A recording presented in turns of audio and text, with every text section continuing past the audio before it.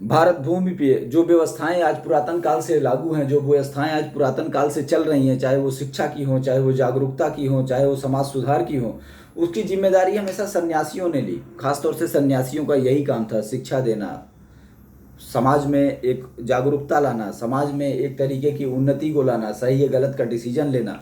क्योंकि कुछ ऐसे लोग जो अपने आप को समाज को समर्पित करते थे, वही पूरे समाज के लिए इस व्यवस्था को देखते थे। पर आज दौर कुछ चेंज हो गया है।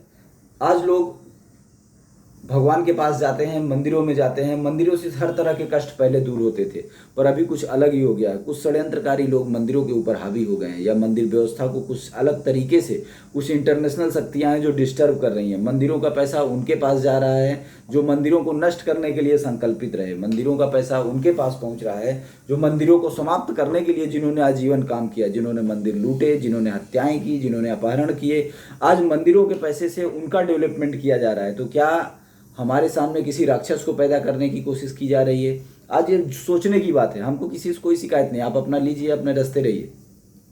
पर जो चीज़ हमारी है, जो संपत्ति हमारी है, हमारे आने वाली पीढ़ियों की है, जिस पर हमारा अधिकार है, जिसको हमारे पूर्वजों ने बनाया, जिसकी हम रक्षा करते हैं, जिसके लिए हम संकल्पित हैं, आज आखिर वो चीज़ हमारे समाज के, हमारे बच्चों के, हमारे आने वाली पीढ़ियों को संरक्षित क्यों नहीं कर रही है? वो व्यवस्था भी स्वयं में अपने आप को ख़त्म कर रही है। इसका मतलब कि उस व्यवस्था में जो लोग लगे हुए हैं, उसमें कुछ तो ऐसे षड्यंत्रकारी लोग हैं जो शरीफ लोगों के दिमाग को वॉश कर रहे हैं। सरल स्वभाव, मधुर स्वभाव और ये सब बहुत बड़े आडंबर अब हमें त्यागने पड़ेंगे। अब हमें वो डिसीजन लेना पड़ेगा जो सही है। और यही एक सन्यासी का धर्म भी है। सन्यासी का धर्म मैं इसलिए बोल रहा हूँ, इसमें बोलने के लिए बहुत सारे और लोग हैं, पर आज वो सामने नहीं आ रहे हैं। आज हर आदमी एक अलग बात कर रहा है। किसी को मठ के नाम पे ज़मीन चाहिए, किसी को मठ मंदिर के नाम पर वीआईपी दर्शन चाहिए, किसी को मठ मंदिर के नाम पर लोगों की संपत्ति चाहिए। कोई बोल रहा है अपना घर लिख दो, कोई बोल रहा है अपना दरवाज़ा लिख दो, कोई कुछ कर रहा है। तो उससे कौन सा कल्याण हो जाएगा? उसका उद्धार हो जाएगा? भगवान ने स्वयं ये वचन बोले हैं कि वो व्यक्ति जो अयोग्य व्यक्ति को दान देता है, उसकी पीढ़ियां इस धरती पे अनंत दुखों को प्राप्त करती हैं। ऐसा स्वयं जगत गुरु भगवान श्री कृष्ण ऐसा बोलते हैं, ऐसा उनका उपदेश है अपने लोगों के लिए। तो हमारे समझ में नहीं आ रहा है कि ऐसा कौन सा प्रॉब्लम आ गया है, ऐसी कौन सी समस्या आ गई है कि हम गलत ट्रैप में फंसते जा रहे हैं। क्या हमारी निर्णय शक्ति खत्म हो गई है?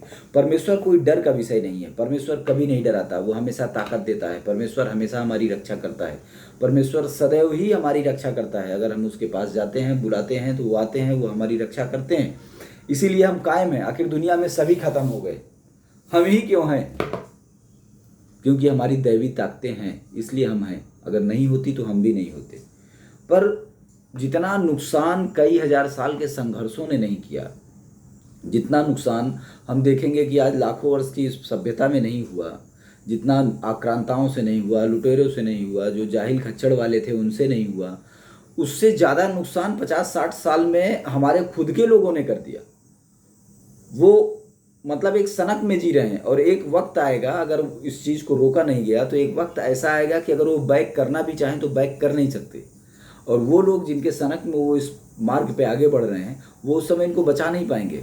वो सिर्फ अपना मेंटल डिसऑर्डर सही कर रहे हैं, और वो अपना मानसिक स्थिति में जीते हुए उस टाइम पे हाथ खड़ा कर देंगे कि अरे मेरे बस का नहीं है, मेरी ये मैं कर नहीं सकता।